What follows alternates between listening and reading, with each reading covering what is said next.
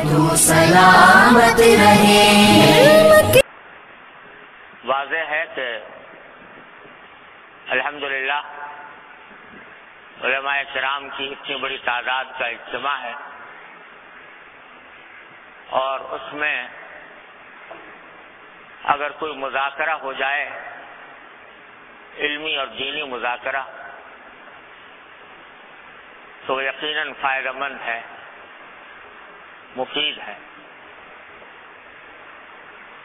اگرچہ انہوں نے انتخاب آج کے لیے غلط شخص کا کر لیا، کسی بزرگ کی باتیں سنتے ہم سب کو فائدہ ہوتا، لیکن بہرحال حکم ہے، تو حکم کی تعمیل میں یہ خیال آیا کہ ہم سب طالب علم ہیں، اور ہم طالب علموں میں ایک طریقہ مشہور و معروف ہے جس پر ہر جگہ ہر مدرسے میں عمل ہوتا ہے کہ پڑھنے والے ساتھی وہ کسی ایک جگہ جمع ہو کر اپنے سبق کا تکرار کیا کرتے ہیں۔ استاد سے جو کچھ پڑھا ہے وہ ایک ساتھی دوسرے ساتھیوں کے سامنے بیان کر دیتا ہے۔ اس سے تکرار کرانے والے کا بھی فائدہ ہوتا ہے اور سننے والوں کا بھی فائدہ ہوتا ہے۔ تو میں نے سوچا کہ حضرات علماء کرام کے سامنے کچھ واضح و نصیحت کی لب کشائی تو ایک جرأت کی بات ہے، جسارت کی بات ہے، تو اس کے بجائے ہم طالب علموں کا طریقہ جو تکرار کا ہے اسی کو اختیار کر لیا ہے۔ تو خیال یہ آیا کہ بزرگوں سے سنی ہوئی کچھ باتیں جو اللہ تبارک و تعالیٰ نے اپنے کسی استحقاق کے بغیر کان میں ڈلوا دی ہیں، تو وہ ان کا تکرار کر لیا جائے۔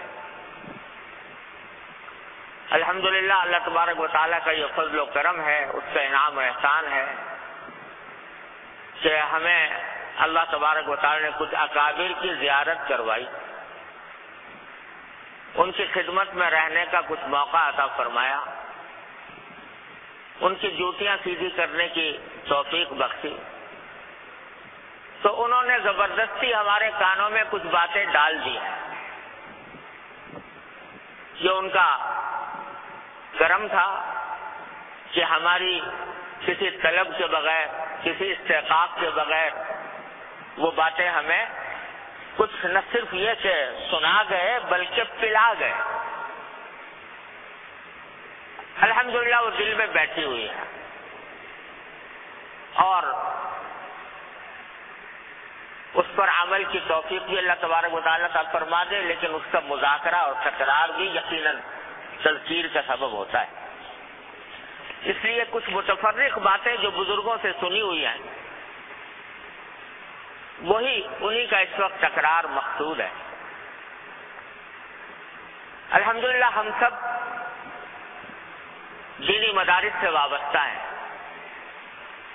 اللہ تبارک و تعالیٰ کا فضل و کرم ہے کہ اس نے ہمیں یہ عزت بخشی، یہ دولت عطا فرمائی کہ ہمارا رشتہ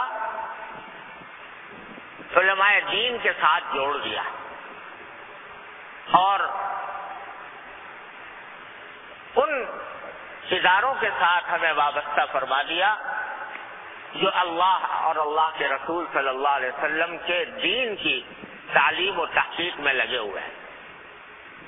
یہ اللہ جل جلالہ کا اتنا بڑا انعام ہے، اتنا بڑا انعام ہے، اتنا بڑا کرم ہے کہ اس پر جتنا شکر ادا کیا جائے کم۔ میں ساری دنیا میں پھرا ہوں اور الحمدللہ عالم اسلام کے تقریباً سارے ہی ملکوں میں جانا ہوا۔ بڑے بڑے علماء، بڑے بڑے محققین، تحقیق اور علم کے شناور دیکھے ہیں، بڑے شعلہ بیان خطیبوں کو بھی سنا ہے، ان کی تحریریں بھی پڑھی ہیں، ان کے ساتھ رہنے کا بھی اتفاق ہوا ہے، لیکن یہ سب دیکھنے کے بعد جو بات پہلے تقلیداً سمجھتا تھا اب الحمدللہ تحقیقاً سمجھتا ہوں کہ اس دور میں اللہ تبارک و تعالی نے ہمارے اکابر علماء دیوبند کو جو مقام عطا فرمایا وہ یقیناً بے نظیر ہے۔ میرے والد ماجد حضرت مولانا مفتی محمد شفیع صاحب رحمۃ اللہ علیہ فرمایا کرتے تھے اپنے بزرگوں کا ذکر کرتے ہوئے کہ تولائے بردان ای پاک بوم برنگے اختم خاطر شام و روم، کہ جن بزرگوں کی اللہ تعالیٰ نے زیارت نصیب فرما دی ان کو دیکھنے کے بعد شام اور روم سے دل اٹھ گیا، تو اپنے ان اکابر علماء دیوبند کا جو البیلا رنگ ہے، جو ان کی منفرد خصوصیات ہیں، اور اللہ تبارک و تعالی نے علم و فضل اور ورع و تقوی کے جس مقام بلند پر ان حضرات کو فائز فرمایا کہ انہوں نے صحابہ کرام کے عہد کی یاد تازہ کر دی، اس کی نظیریں اور مثالیں دوسری جگہ شاذ و نادر ملتی ہیں۔ یہ تو نہیں میں کہتا کہ دنیا خالی ہو گئی، لیکن بہت کم، جیسے اللہ تعالیٰ نے ہمارے اکابر علماء دیوبند کو بنایا۔ تو اس لیے اللہ جل جلالہ نے اگر ہمارا دامن ان سے وابستہ فرما دیا اور ہمارا تعلق ان سے جوڑ دیا تو اس کا اتنا بڑا کرم ہے کہ جس پر جتنا شکر ادا کریں کم۔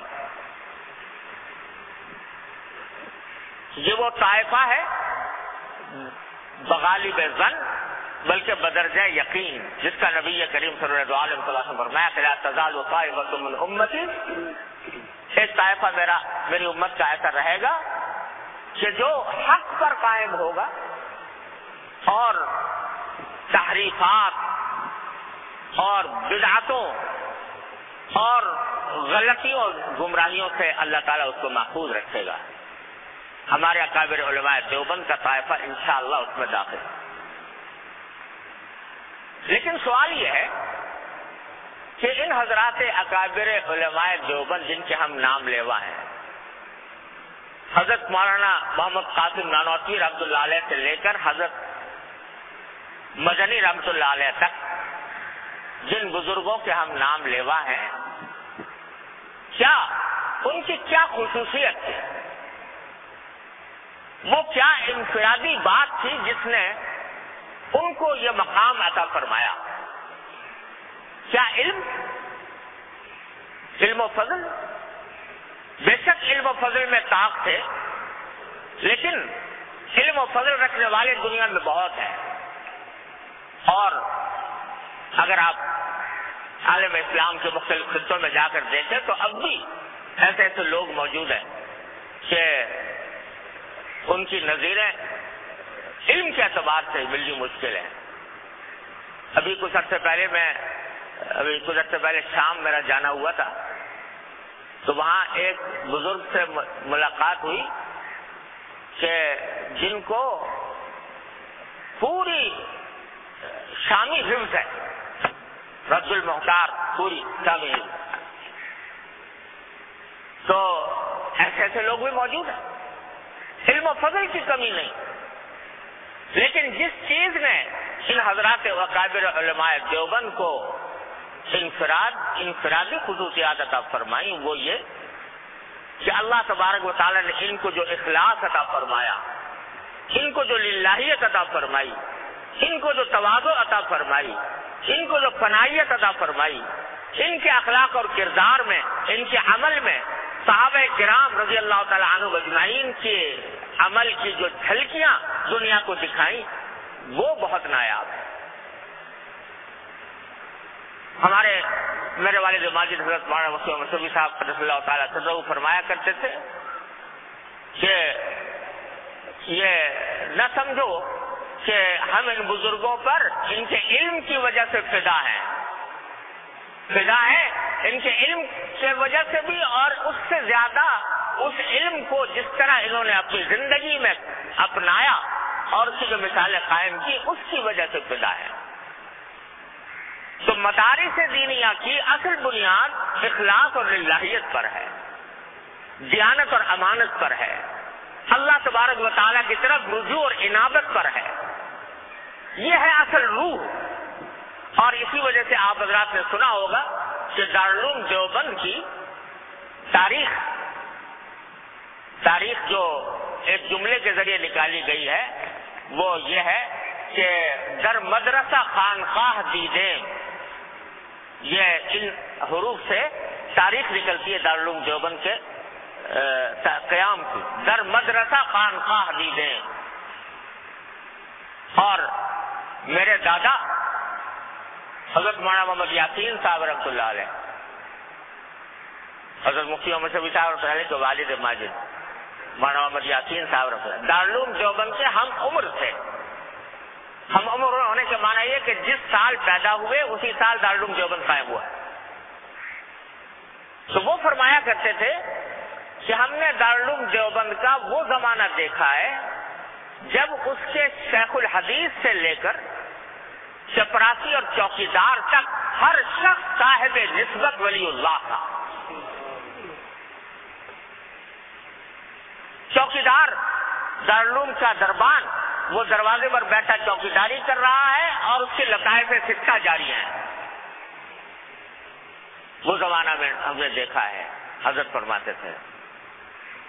تو جس چیز نے در حقیقت یہ ایک البیلا طائفہ پیدا فرمایا وہ حقیقت میں علم و فضل سے زیادہ رجوع اللہ، انابت اللہ، اخلاص اور للہیت، اور ان مدرسوں کی اصل بنیاد یہ ہے۔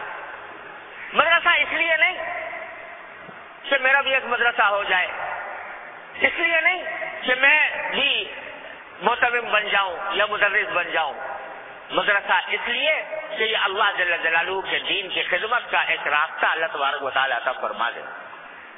اسی لیے اصول حسگانہ جو حضرت نانوتوی رحمۃ اللہ علیہ نے دارالعلوم دیوبند سے قائم فرمائے تھے، اس میں یہ فرمایا کہ ان مدارس کی اصل بنیاد توکل علی اللہ پر ہے، اللہ تبارک و تعالیٰ کے اوپر بھروسے پر ہے۔ چنانچہ ان اکابر نے کس حزم و احتیاط کے ساتھ مدارس چلائے ہیں۔ حضرت مولانا رفیع الدین صاحب رحمۃ اللہ علیہ جو دارالعلوم دیوبند کے قرن اول کے معتمم تھے، ان کے بارے میں آپ ڈی میں حضرت شیخ الحدیث صاحب رحمۃ اللہ نے بھی واقعہ لکھا ہے، اور میں نے اپنے والد ماجد سے بھی بارہا سنا، اور حضرت حکیم الامت صلی اللہ تعالیٰ سے نے بھی ذکر فرمایا کہ دہلی گئے مدرسے کے لیے چندہ کرنے، اور چندہ مدرسے کے لیے ہوا، اور چندہ کر کے 300 روپے جمع ہوا۔ 300 روپے اس زمانے کے، اس زمانے کے 300 روپے آج کے 3 لاکھ سے کم یقیناً نہیں ہے۔ وہ چندہ جمع ہو گیا، لے کر آ رہے تھے، راستے میں کہیں جیب کٹ گئی، چور ڈاکو چوروں نے جیب کاٹ لی، ختم ہو گئے۔ اب جب گھر پہنچے دیکھا تو 300 روپے غائب۔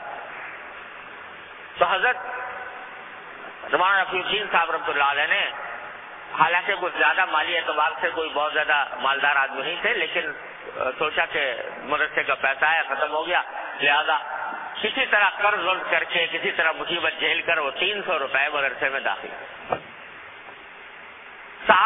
انہوں نے اساتذہ نے سب نے کہا کہ حضرت آپ کے اوپر کوئی زمان تو ہے نہیں، امانت تھی، امانت وہ چوری ہو گئی تو آپ کے اوپر کوئی تاوان نہیں چڑھ گا، نہیں جاؤ۔ آخر کار ایک صاحب نے حضرت گنگوئی رحمۃ اللہ علیہ کو لکھا، حضرت گنگوئی سرپرست تھے دارالعلوم دیوبند، اور ہر معاملے میں ان سے رجوع کیا جاتا تھا۔ حضرت گنگوئی رحمۃ اللہ علیہ کو کسی استاد نے لکھ دیا کہ حضرت یہ واقعہ ہو گیا، مولانا رفیع الدین صاحب بیچارے اس کی وجہ سے بہت تنگی میں مبتلا ہو گئے ہیں، کیونکہ قرضہ ورضہ کر کے کسی طرح مدرسے میں داخل کیا پیسہ، تو آپ ذرا ان کو سمجھائیں کہ اتنا اپنے اوپر بار نہ ڈالیں۔ تو گنگوئی رحمۃ اللہ علیہ نے خط لکھا مولانا رفیع الدین صاحب کے نام، اور اس میں لکھا کہ میں آپ کو بتاتا ہوں کہ شرعاً اور فقہی اعتبار سے آپ کے اوپر ضمان نہیں آتا اور آپ کو یہ بوجھ اٹھانے کی ضرورت نہیں ہے، آپ کے ذمہ لازم نہیں ہے اس کا ضمان یا تاوان۔ جب خط پہنچا مولانا رفیع الدین صاحب کے پاس خط پڑھا تو پڑھ کر فرمایا کہ کیا مولوی رشید احمد نے سارا فقہ میرے لیے پڑھا تھا؟ سارا فقہ میرے لیے پڑھا تھا؟ ذرا ان سے کوئی پوچھے جو اپنے دل پر ہاتھ رکھ کے بتائیں کہ اگر ان کے ساتھ یہ واقعہ ہوتا تو وہ کیا کرتے؟ دل پر ہاتھ رکھ کے بتائیں کہ ان کے ساتھ یہ واقعہ ہوتا تو کیا کرتے؟ آیا فقہی مسئلے پر عمل کرتے یا احتیاط کے اوپر عمل کرتے ہوئے مدرسے میں داخل کراتے؟ میں بھی اسی پر عمل کر رہا ہوں۔ اتنا ایک اور اس دن میں نے آپ کو واقعہ سنایا تھا کہ گائے کی گائے دے دی اس کو اعتراض کرنے والے کو کہ ہاں مجھ سے غلطی ہوئی تھی کہ مدرسے کے اندر۔ اس احتیاط کے ساتھ حضرت حافظ عبداللطیف صاحب رحمۃ اللہ علیہ بظاہر علوم کے محتمم، وہ جب مہمانوں کا کھانا ہوتا تو سب کو مہمانوں کو کھانا کھلا رہے ہیں، اس کے اندر لگے ہوئے ہیں، محنت کر رہے ہیں، اور جب سب اٹھ کر چلے جاتے رات کو 11 بجے اپنے گھر سے لایا ہوا شوربا جس جو جم چکا ہوتا تھا وہ توڑ توڑ کر کھایا کرتے کہ یہ مدرسے کا پیسہ ہے، میں اپنے اوپر خرچ نہیں کروں۔ اس احتیاط کے ساتھ مدارس چلائے ہیں۔ ہمیں اصل میں اس مذاکرے سے مقصود یہ ہے کہ ہم ان کے نام لیوا ہیں اور ہم ان کی کام کو آگے بڑھانے کا دعویٰ کرتے ہیں، تو یہ بھی دیکھیں کہ آیا اس اخلاص، اس تقویٰ، اس للہیت اور اس خدا ترسی کا کوئی حصہ ہمیں بھی حاصل ہوا کہ نہیں۔ میں اس دن بھی کہہ رہا تھا اور آج پھر عرض کرتا ہوں کہ انشاءاللہ ثم انشاءاللہ مدارس کو کوئی دشمن طاقت تباہ نہیں کر سکتی، اللہ کی رحمت سے بالکل پورا یقین ہے کوئی تباہ نہیں کر سکتی۔ لیکن اگر ہم پر خدا نہ کرے کوئی وقت آیا، برا وقت آیا، تو وہ ہمارے اپنے اعمال کی وجہ سے ہوگا۔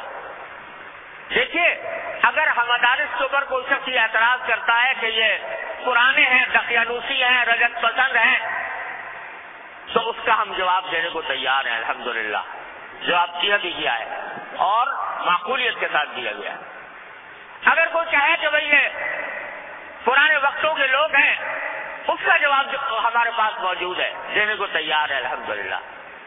اگر یہ کوئی کہے کہ دہشت گرد ہیں، اس کا جواب ہمارے پاس موجود ہے، کہنے کو تیار ہے الحمدللہ، دے سکتے ہیں اور دیا بھی ہے۔ لیکن اگر خدا نہ کرے یہ کہا جائے کہ یہ خائن ہے، انہوں نے مدرسے کے چندے کو غلط استعمال کیا ہے، انہوں نے مدرسے کے چندے کو شرعی دائرے میں رہ کر استعمال نہیں کیا، اس کا جواب ہمارے پاس موجود نہیں۔ اور اگر خدا نہ کرے کبھی کوئی وقت آیا تو اس وقت اس پر آئے گا جب ہم اللہ بچائے کسی ایسی مشکل میں مبتلا ہو جائیں کہ کہنے والے کے اس اعتراض کے جواب نہ دے سکیں۔ اگر ہم پر یہ اعتراض کیا جائے کہ یہ دین کے نام لیوا ہے لیکن دین پر خود عمل پیرا نہیں ہے، ان کے اخلاق دین کے مطابق نہیں، ان کا کردار دین کے مطابق نہیں، اگر یہ اعتراض کیا جائے اور سچ کیا جائے تو اس کا جواب ہمارے پاس نہیں ہے، اللہ تبارک و تعالیٰ محفوظ رکھتے ہوئے۔ تو میرے والد ماجد صلی اللہ تعالیٰ سر اللہ تعالیٰ ان کے درجات بلند فرمائے، وہ یہ فرمایا کرتے تھے کہ دیکھو بھائی مدرسے والوں، یہ اچھی طرح سمجھ لو کہ یہ مدرسہ کھولا ہے، کوئی دکان نہیں کھولی، ہے کہ ہر حالت میں اس کو چلانا ضروری ہے۔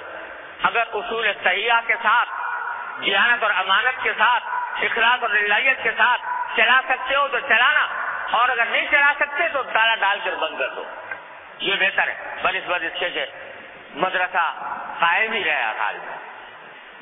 تو یہ صورت حال ہے جو ہم سب کو متوجہ کرنے کے لیے ان بزرگوں نے فرمائی تھی اور جس کا اہتمام کرنا ضروری ہے۔ اسی طرح ایک بات یہ کہ دارالعلوم دیوبند کو دیکھیے کہاں سے قائم ہوا، کہاں سے شروع ہوا؟ انار کے درخت کے نیچے دو استاد اور شاگرد بیٹھ گئے، دونوں کا نام محمود تھا، اور وہاں سے مدرسہ شروع. نہ کوئی نقشہ بنا، نہ کوئی منصوبہ بنا، نہ اس کے لیے کوئی پہلے سے چندہ فراہم کیا گیا. دو آدمی بیٹھ گئے اور حضرت حاجی عابد حسین صاحب نے سب سے پہلے اپنے پیسے دے کر اور کام شروع کر دیا. اس طرح ہوا. تو پھر اللہ تبارک و تعالیٰ کو منظور تھا، رفتہ رفتہ اس میں ترقی ہوتی چلی گئی. آج ہم نے الٹا کام شروع کر دیا ہے.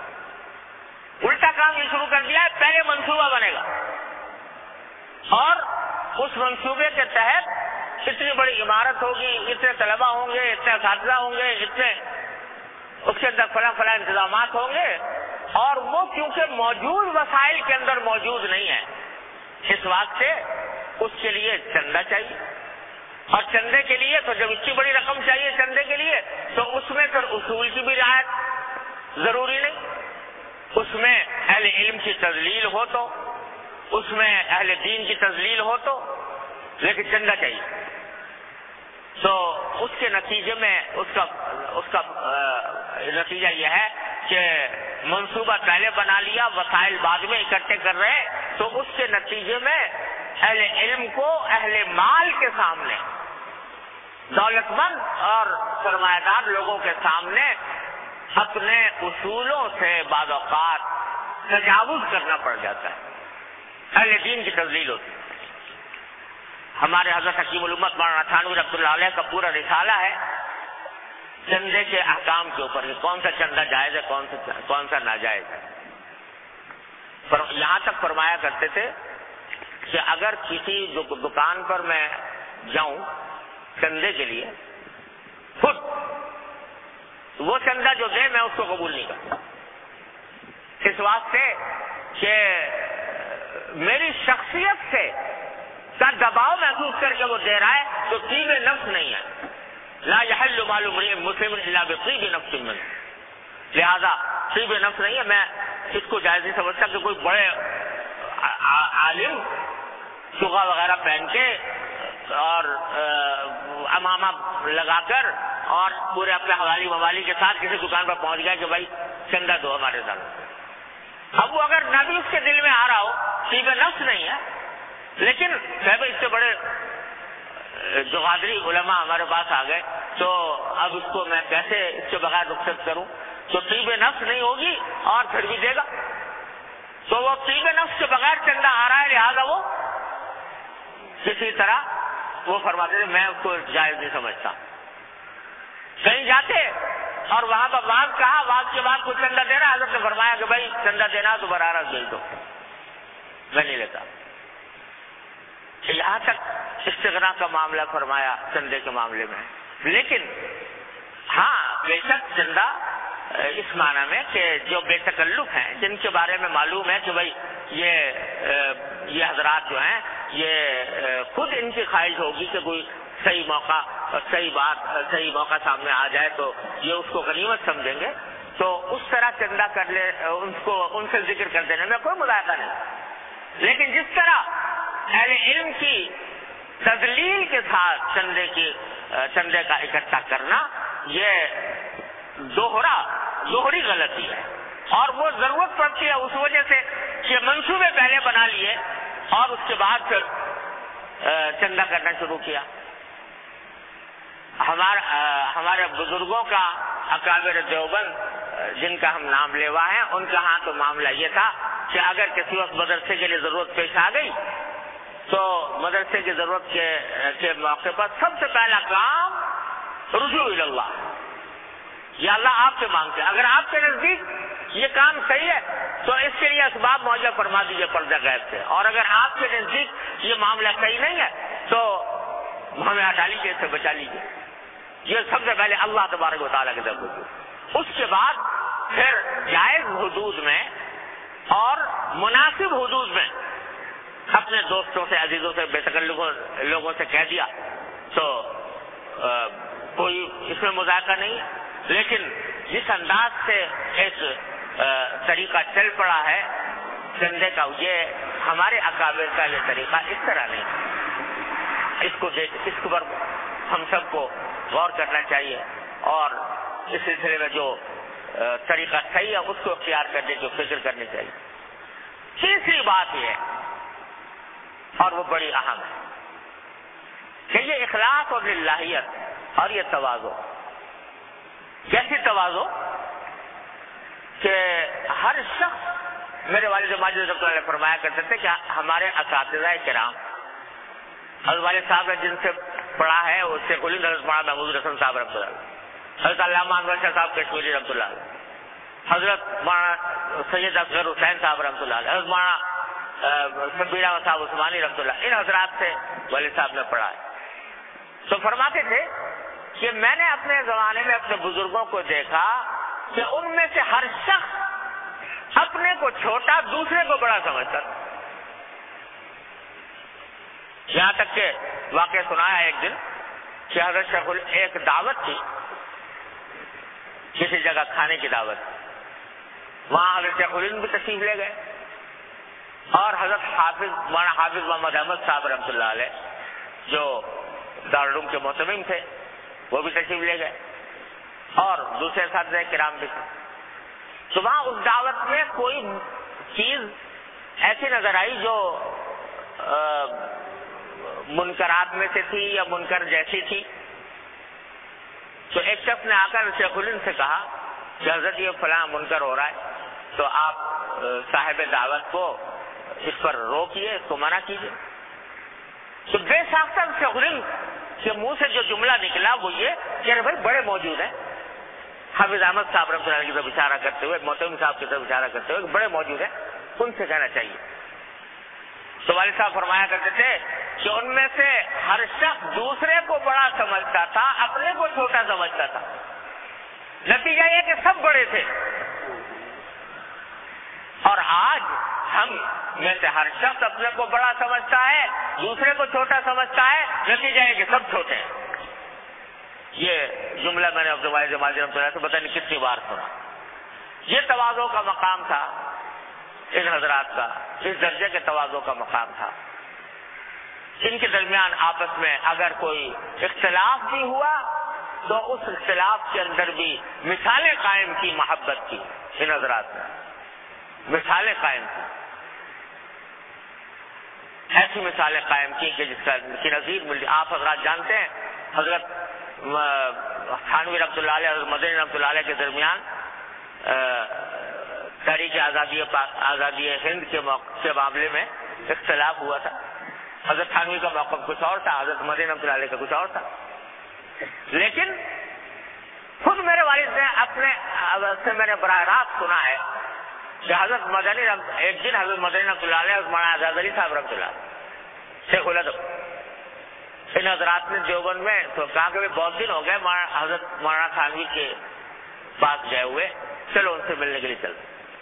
خیر اختلافات کے زمانے پہنچ گئے اور وہاں تو خانقاہ کے اندر وہ بڑے نظام الاوقات ہوا کرتا تھا، تو رات کو خانقاہ بند تھی، تو بے وقت پہنچی گاڑی، تو جا کر خانقاہ کے باہر جو چبوترا تھا اس کے اوپر حضرت مدنی اور حضرت شیخ الادب صاحب دونوں اس کے اوپر لیٹ گئے رات کے وقت۔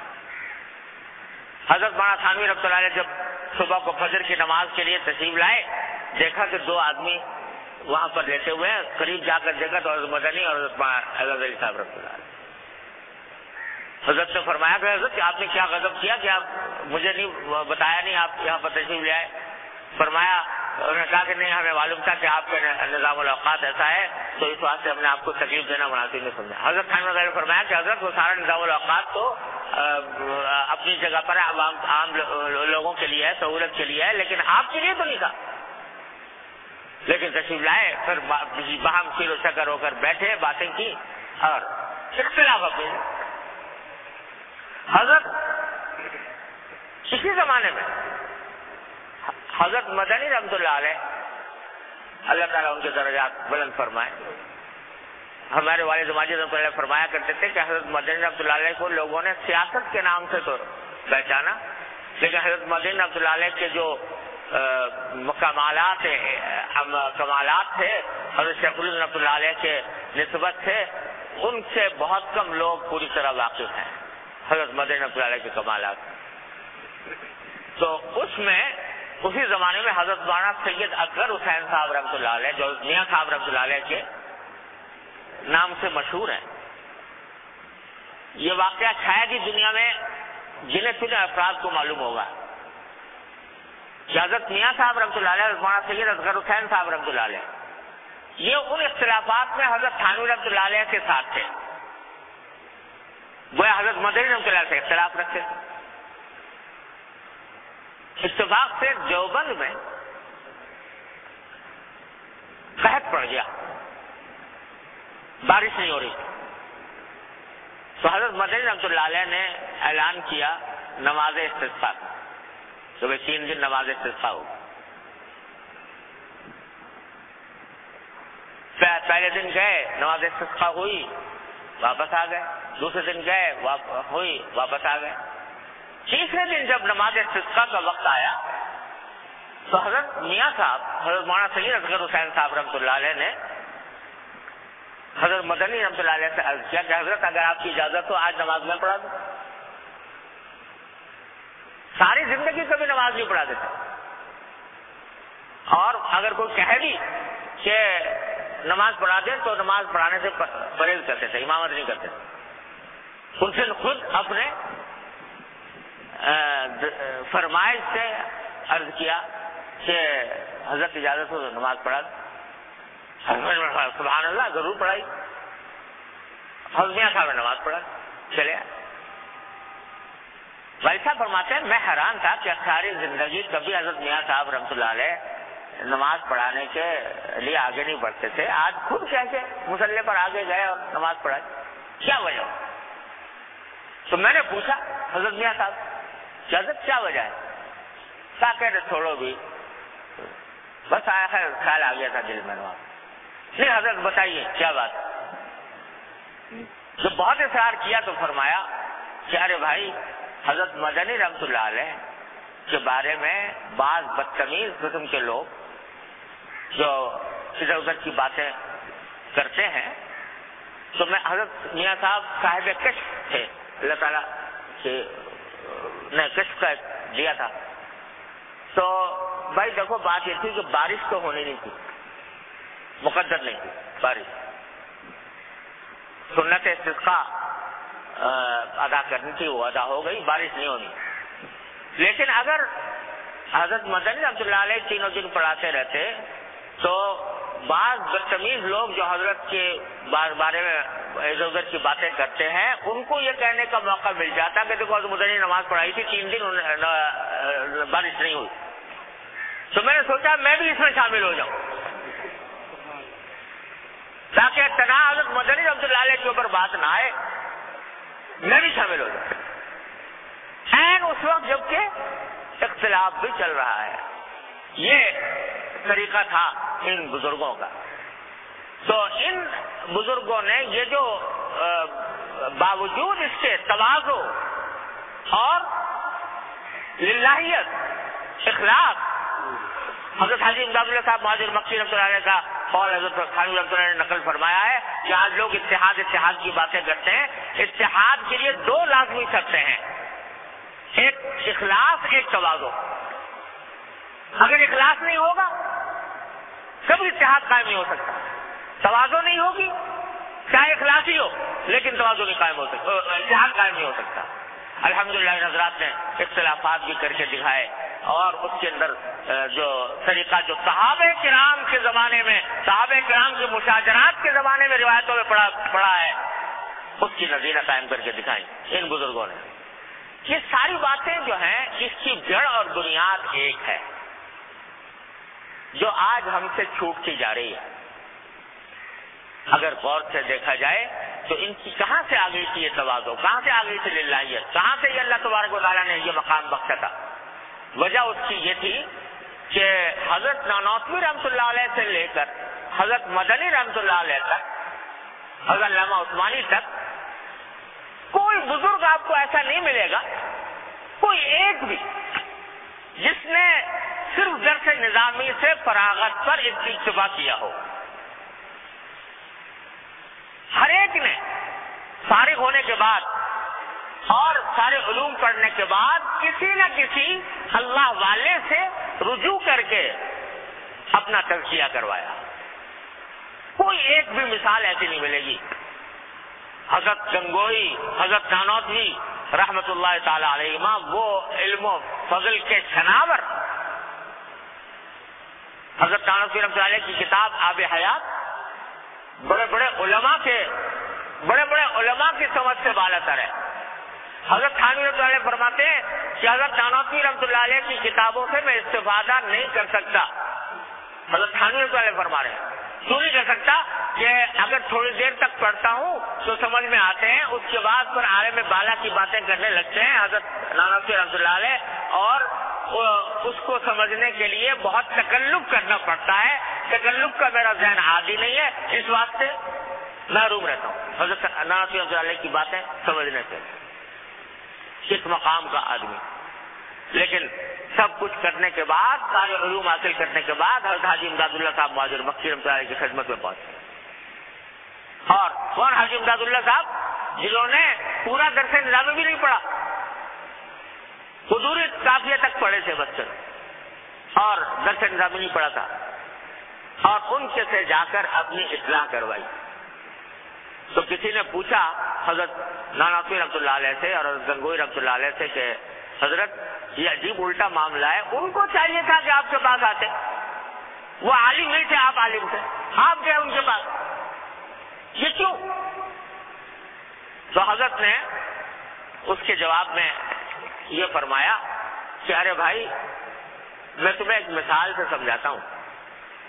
ایک آدمی ہے جس کو بادام کے بارے میں بڑی معلومات ہے، بڑی تحقیق ہے اس کی کہ بادام کہاں پیدا ہوتا ہے، کس قسم کا ہوتا ہے، کتنے اقسام کا ہوتا ہے، اس کے فوائد کیا ہوتے ہیں، اس کے خواص کیا ہوتے ہیں. یہ سارے فوائد اور خواص بھی وہ جانتا ہے خوب اچھی طرح، لیکن کھایا کبھی نہیں بادام. اس سے اگر کہو کہ وہ مقالہ لکھ دے بادام کے اوپر، تحقیقی مقالہ، تو وہ تحقیقی مقالہ لکھ دے گا اور ساری تاریخ بیان کر دے گا، اس کے خواص بیان کر دے گا، سب کچھ کر دے گا. پوچھو کبھی کھایا؟ تو کہہ گے کہ کھایا تو کبھی.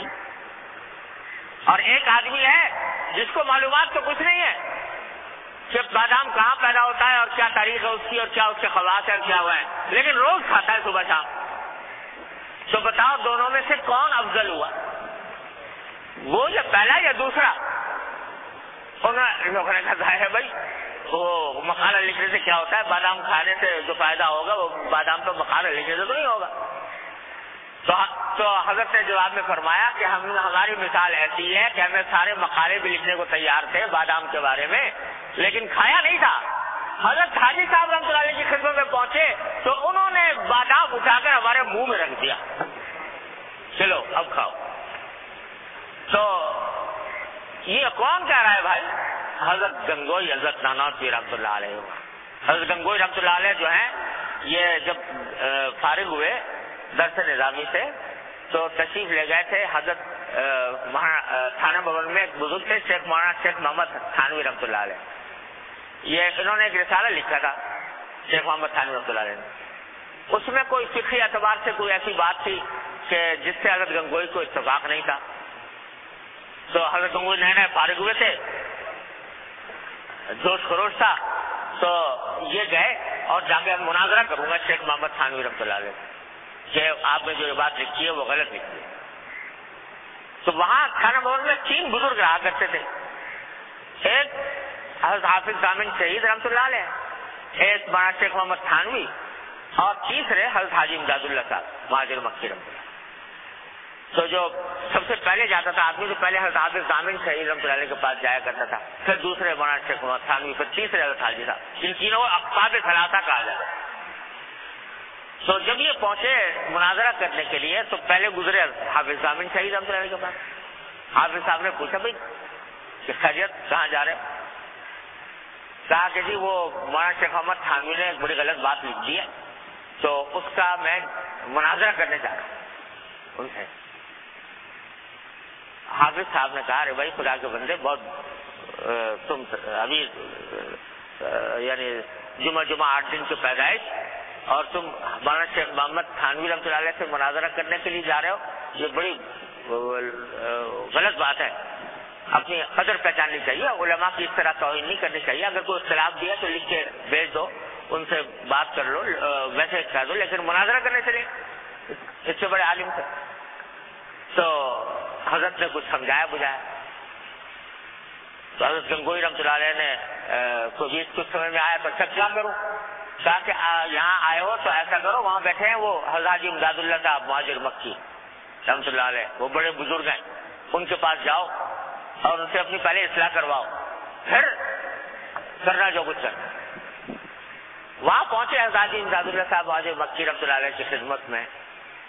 بس حاجی صاحب نے پتہ نہیں کیا اثر ڈالا کہ بس وہی کے ہو رہا ہے, اور پھر حضرت حاجی صاحب رحمۃ اللہ علیہ کی خدمت میں سارے وقت گزارا, اور مجھے صحیح مدت یاد نہیں رہی, 40 دن یا اس سے زیادہ 2 مہینے بس وہی حضرت حاجی صاحب کے ساتھ. ایک کپڑا جوڑا پہن کے آئے تھے, اسی کو دھوتے اسی کو پہن لیتے.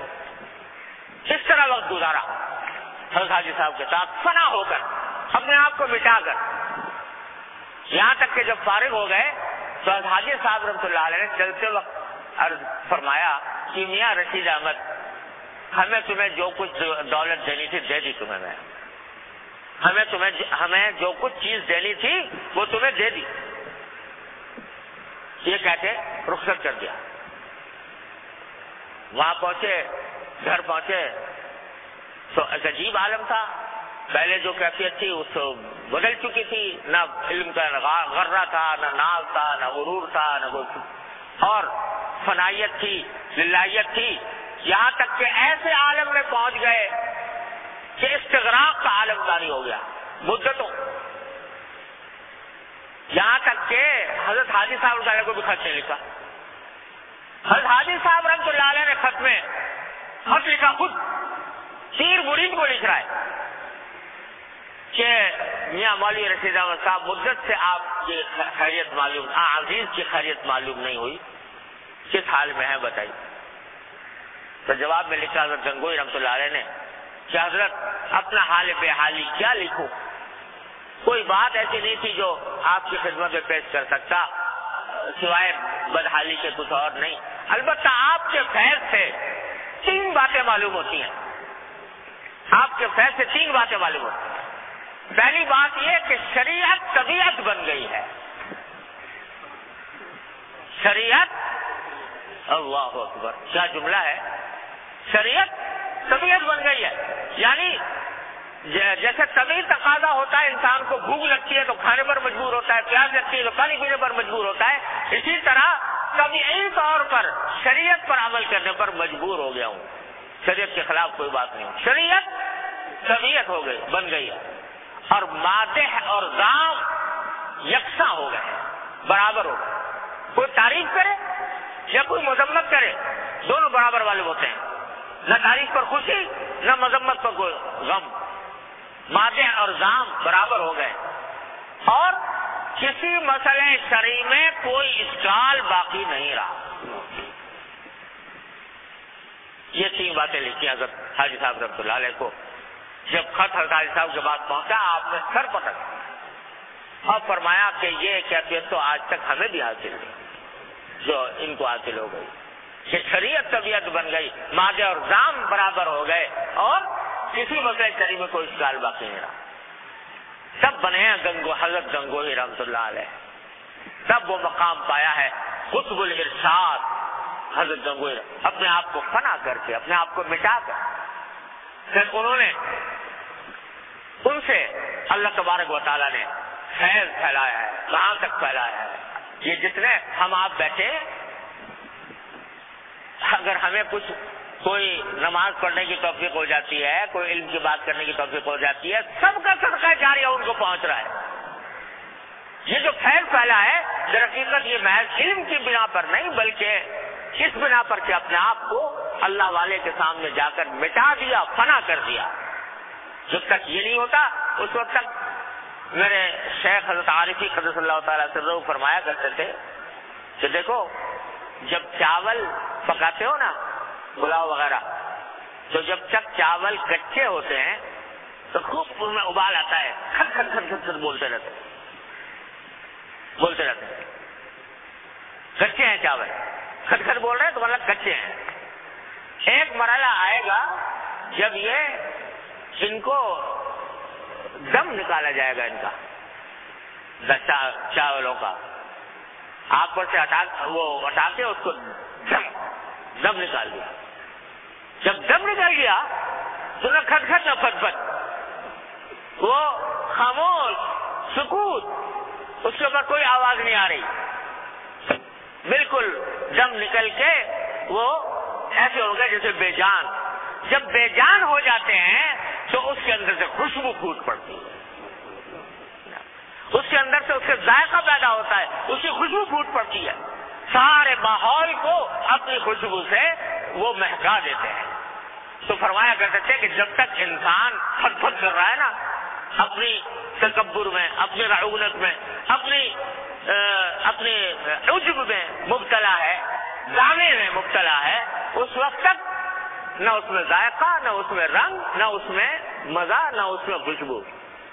لیکن جب کسی بزرگ کی خدمت میں آدمی چلا جاتا ہے، وہ جا کر دم نکال دیتے ہیں، اس کا دم نکال دیتے ہیں. کیا مانا کہ وہ سارا کبر، وہ سارا عجب، وہ سارا خناس جو دلوں میں تھا وہ ختم کر کے فنائیت پیدا کر دیتے ہیں.